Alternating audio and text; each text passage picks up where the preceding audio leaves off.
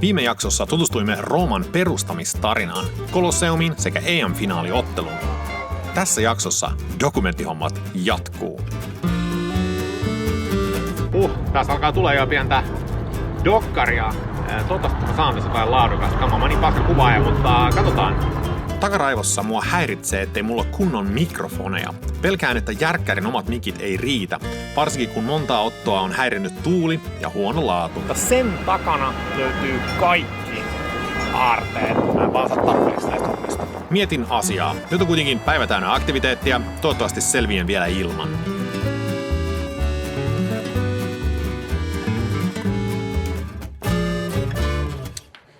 Eilen oli finaali. Nyt on aika lähteä hakemaan Vespa. Huomenna mä lähden Villa Hadrianus tai Villa Adrian matkalle. Mutta tänä illalla on varmaan kultajuhla. Mä en tiedä missä ne on, mun pitää etsiä ne. Sen takia vuokraan Vespaan, voi mennä vähän eri paikkoihin ja sit katsotaan. Haen Vespan ja lähden ajelemaan. Kyselen kadulla ja etsin uutisista, mutta kukaan ei tiedä koska ja minne kultasankarit tulevat, jos tulevat. Yritän etsiä bussia seuraamalla poliisihelikopteria, joka pörrää kaupungin yläpuolella. Törmään myös itse saattueeseen, mutta pelaajia ei näy.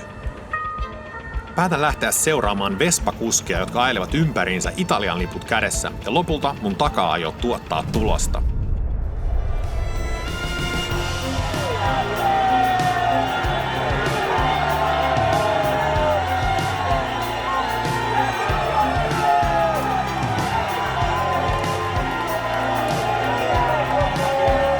Reilu vuosi sitten Italia kärsi pahasti koronan kynsissä, mutta nyt takana on 2 mestaruutta, Euroviisut sekä EM-foodit. Riemu on aitoa ja koskettavaa. Tämän jälkeen on aika jättää jalkapallo tältä reissulta ja valmistautua huomiseen päiväretkeen ja paluuseen kulttuurin pariin.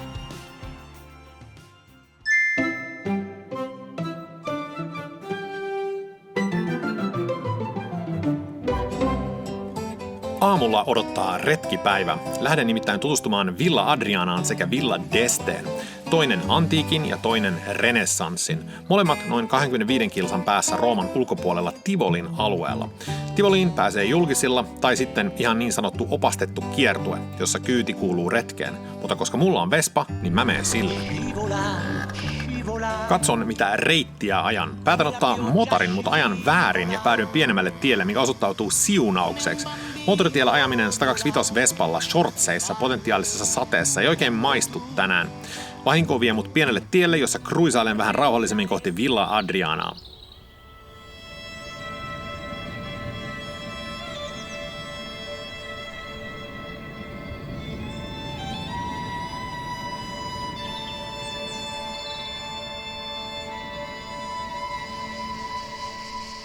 Tervetuloa Villa Hadrianukseen, Villa Hadrian, ja tää on noin 30 kilsaa Rooman ulkopuolella. Hyppäsin Vespaan autostradaa pitkin vähän matkaa. Vespalla se ei ollut ehkä niin miellyttävä kokemus, vaikka mulla onkin prätkäkortti.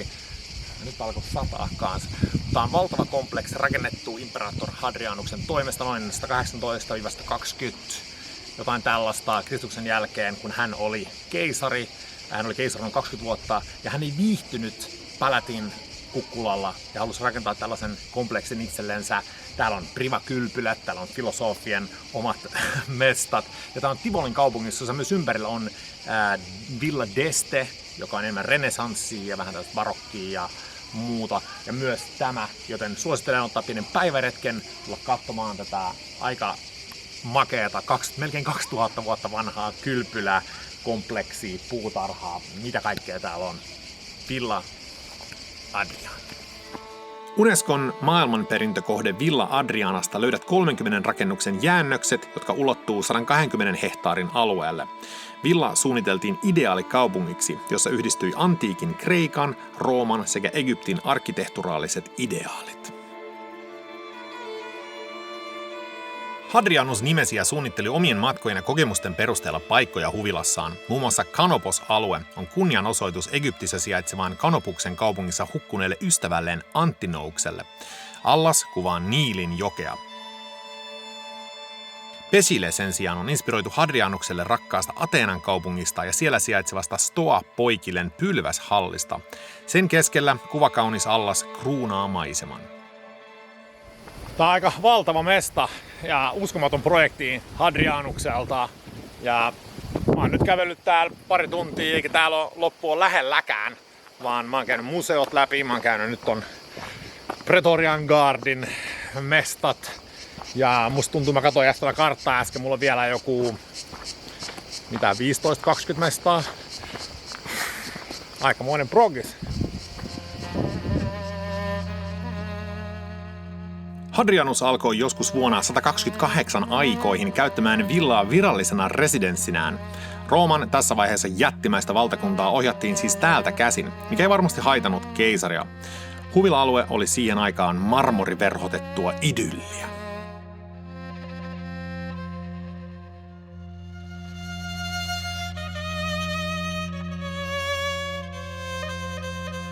Patsaat, jotka ympäröivät muun muassa Kanopos-aluetta, ovat kopioita. Osan alkuperäisistä, jotka löydettiin vasta 50-luvulla, löydät Villa Hadrianuksen museosta. Tuntuu surrealistiselta katsoa samoja patsaita, joita keisari aikanaan.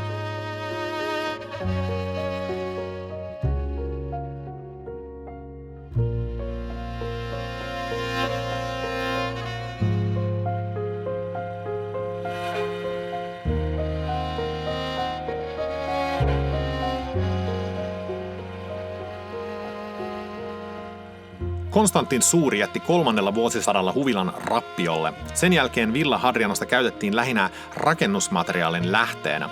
Marmorit, patsaat ja kaikki muu mahdollinen varastettiin paikalta.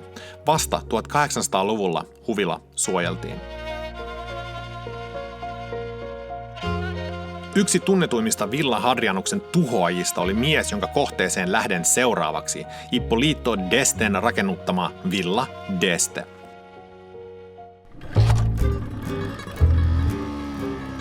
Sen pitäisi mun Google Mapsin mukaan olla noin 15 minuutin päässä, mutta mulla menee 45 minuuttia, koska ajan ympyrää ja väärin koko ajan.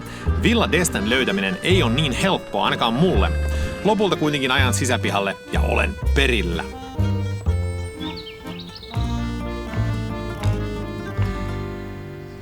Tervetuloa Villa d'Esteen. Siirryin vartin vetomatkan päähän, joka mulla kesti 5 minuuttia, on todella piilossa. Siirrytään myös 1400 vuotta eteenpäin ajassa renessanssiin, joka oli siis periaatteessa uudelleen syntyminen sille, mitä me nähtiin Villa Hadrianissa. Ja täällä on vaan ja ainoastaan kauneutta, jotain mitä me tarvitaan enemmän. 50 lähdettä, yli 100 allasta, vaikka mitä kaunista taidetta. Täällä on kaikki. Suosittelen Tivolin kaupungissa sijaitsevaa Villa d'Este ja Villa Hadrianin lisäksi. Ja nyt mä lähden nauttimaan. Mä tarvin oikeasti ne mikit. Villa d'Esten suunnittelija tilasi Ippolito d'Este II, Ferraran kardinaali ja tunnetun Lucrezia Borgian sekä Alfonso d'Esten poika. Ippolito valittiin jo 10-vuotiaana Milanon arkkipiispaksi. How about that vaativiksi vanhemmiksi. Kun hänet valittiin Tivolin kaupungin kuvernööriksi 1550, hän teki selväksi, että hän ei todellakaan aikonut elää missään tylsässä ja spartaanisessa kuvernöörin majassa. Hän oli tottunut elämään luksuksessa ja halusi oman tyylilleen ja tärkeille pitkille palavereille rauhallisen ja toimivan tilan. Tästä syntyi ajatus Villa d'Estestä, joka suunniteltiin Valle Gaudenteen, eli nautintojen laaksoon.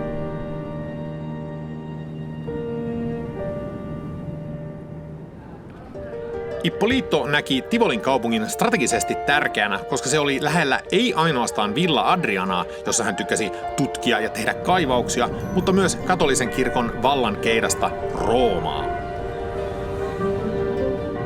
Villa d'Esten projekti myöhästyi kuitenkin, koska Ippolito karkotettiin 1555 Simonia epäilyistä, eli kirkollisten virkojen myymisestä.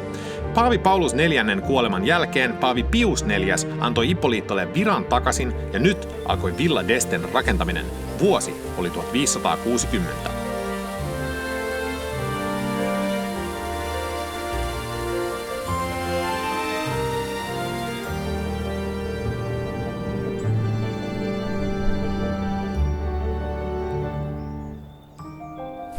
Arkkitehdiksi valittiin prominentti klassillisen ajan tutkija Pirro Ligorio. Kun työt alkoi, ne vaativat valtavia määriä maata kaivettavaksi. Anienen joki, joka virtasi lähistöllä, siirrettiin. Vesijohtoja sekä kanavia kaivettiin, jotta kaikki suihkulähteet ja altaat saataisiin toimimaan luonnollisella veden paineella. Itse puisto noudatti renesanssin esteettisiä periaatteita, symmetristä ja selkeää. Ligorio haki runsaasti marmoria lähellä sijaitsevasta Villa Hadrianasta, mistä muualta. Samaan tyyliin kuin muut tähän aikaan, minkä takia Rooman antiikin osissa ei näy marmoria lähes missään. Ne on kaikki viety kirkkoihin ja palatseihin. Ippolito d'Esten kuoleman jälkeen 1572 Villa d'Este muutti omistajaa useita kertoja, joista jotkut jatkoivat investointejaan ja jotkut eivät. Merkittäviin investointeihin kuuluu mestarin Gian Lorenzo Berninin suunnittelemat 2 lähdettä. Ylläpitokulut olivat korkeat ja vaikeutti omistusta. Kardinaali Gustav von Hohenlohe pisti kuitenkin Villa d'Esten kuntoon 1800-luvun puolessa välissä, jolloin se palasi entiseen hohtoonsa. Pianisti Franz Liszt vietti muun muassa täällä aikaa ja sävelsi 3 pianokappaletta d'Este-teemalla. Omistus siirtyi vuonna 1920 Italian valtiolle ja kohde lisättiin Unescon maailmanperintökohteisiin vuonna 2001. Villa d'Este on 35 000 neliöä, siellä on 50 lähdettä, 256 vesiputousta, yli 100 allasta, 22 000 maljakkoa ja 35 000 kasvia. Aloitan rundin kävelemällä taidegallerian läpi. Sieltä löytyy renessanssiajan sekä modernia taidetta.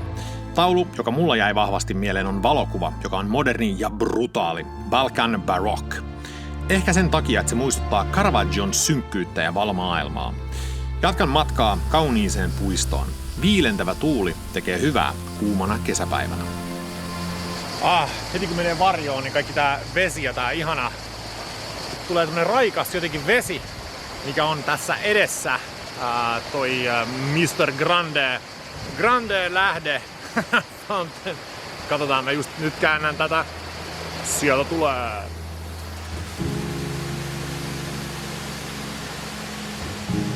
Kyseessä on Neptunuksen lähde, ja lähteitä, niitä on tosiaan monta.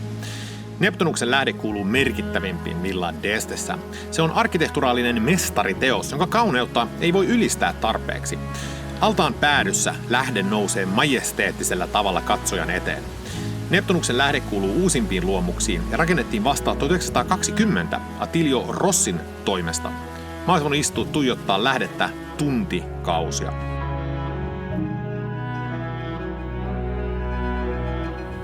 Toinen merkittävä teos on The 100 Fountains, eli 100 lähdettä, jossa, arvasit oikein, 100 lähdettä rivissä. Ja se on myös 100 metriä pitkä. Mielettömän kaunis lähde rauhoittaa mieltä, kun sen ohi kävelee. Ja lopuksi on The Fountain of the Organ, joka on Neptunuksen lähteen yläpuolella. Nimi juontaa juurensa lähteen funktioon, joka on toimia hydraulisena urkuna. Lähde hoitaa veden paineen sekä monimutkaisen järjestelmän kautta pienen orkesterin työn. Lähde oli Villa d'Esten suosituin kohde. Se hämmensi katsojia ja johti lopulta siihen, että paavi vaati sen avaamista varmistaakseen, että siellä ei ollut ihmisiä soittamassa. Lähde vaati niin paljon huoltoja, että se hajosi lopulta. Vuonna 2003 laite entisöitiin ja pystyy nykyään soittamaan renesanssin musiikkia kokonaiset 4 minuuttia. Tivolin kaupunki on aika jees. Vähän pieniä kujia ja näin, ja mitä tää kesti? No, se riippuu vähän miten ajaa. Päin helvettiin. Muistakaa, että Villa d'Este ei ole mitenkään superhelppoa itse asiassa löytää. Se on tällaisessa saatanan kujassa. Se on täällä. Ja Google Mapsia ei kannata ehkä luottaa niin paljon. Villa d'Este nyt hoidettu. Mä olisin voinut jäädä sinne vaikka kuinka pitkäksi aikaa. Se oli ihana istua siinä lähteen edessä. Se oli viileetä. Se oli vaikka mitä taidetta. Tänään Villa Hadrian ja Villa d'Este liittyy samaan sellaiseen suunnitelmaan, mitä löytää, jos etsii Tivolin kaupungilta sivuilta, niin löytää sellaisia erilaisia komboja, mitä voi vetää sitten Vespalla tai autolla. Mutta kannattaa vetää Villa Hadrian ja Villa d'Este samaan syssyyn. Kerkee, jos lähtee aamulla aikaisin, niin vetää molemmat nauttimaan renessanssista sekä antiikista. Roomalaisesta antiikista siis. Palattuani Roomaan saan viestin, että voin jättää Vespan niin myöhään kuin haluan, joten otan vielä viimeisen kiertueen Rooman kaduilla.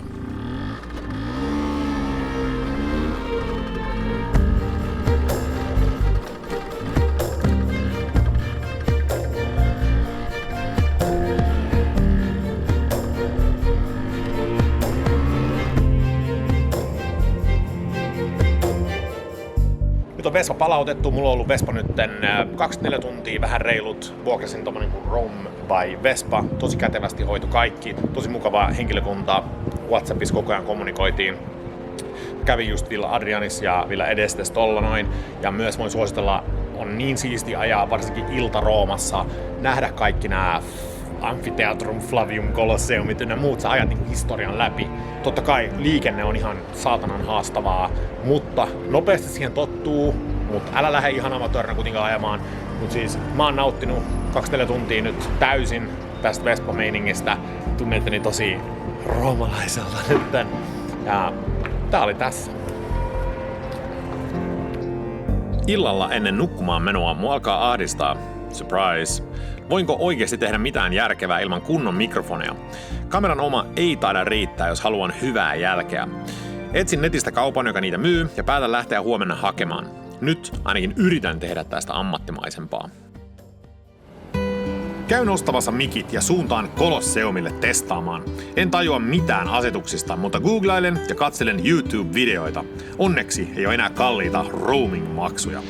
Kokeillaan vähän puhua tonne mikkiin. Tässä olisi ihan hyvä vola. No niin, jatkan puhumista. Vähän testailen tässä. Näin tässä lukee tässä, mitä decibel-nappia painaa. Mä vähän painan sitä. Mä en tiedä, mitä se tekee. Se ehkä laskee sitä vähän sitä volaa. Okei, kokeillaan nyt tätä mikkiä. Kuulostaa ihan hyvältä.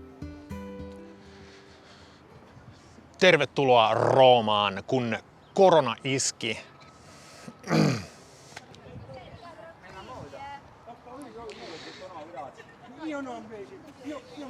Harva kaupunki maailmasta pystyy...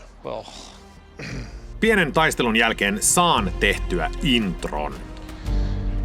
Nämä kadut ovat kuulleet Julius Caesarin askeleet ja murhan, Augustuksen ja keisarikunnan syntymisen, Petrarkan poetiikan, Caravaggion katutappelut, Michelangelon taiteet, Giuseppe Garibaldin itsenäisyystaistelun ja yhdistyneen Italian alun, Federico Fellinin La Dolce Vita. Tämä kaupunki, täällä on kaikki. Ikuinen kaupunki, Rooma. Vihdoin äänenlaatu on hyvää, ja nyt vasta tuntuu, että projekti alkaa. Nostan puhelimen, soitan lentoyhtiölle ja lykkään paluumatkaa 4 päivällä. Saman toimenpiteen tulen tekemään vielä tämän matkan aikana useita kertoja. On aika dokumentoida. Mutta ensiksi pysähdyn Jeesus-baarissa, jospa nyt saisi ihmeitä aikaiseksi.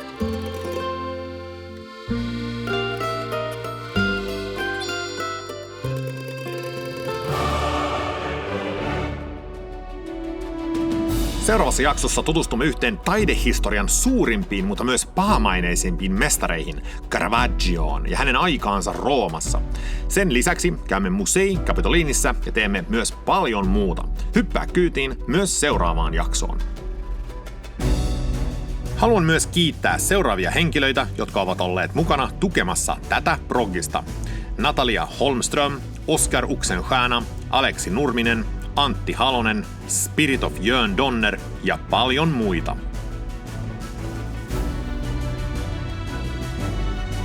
Jos haluat tietää lisää projektista, mene osoitteeseen license2.fail/satunnainen dokumentaristi.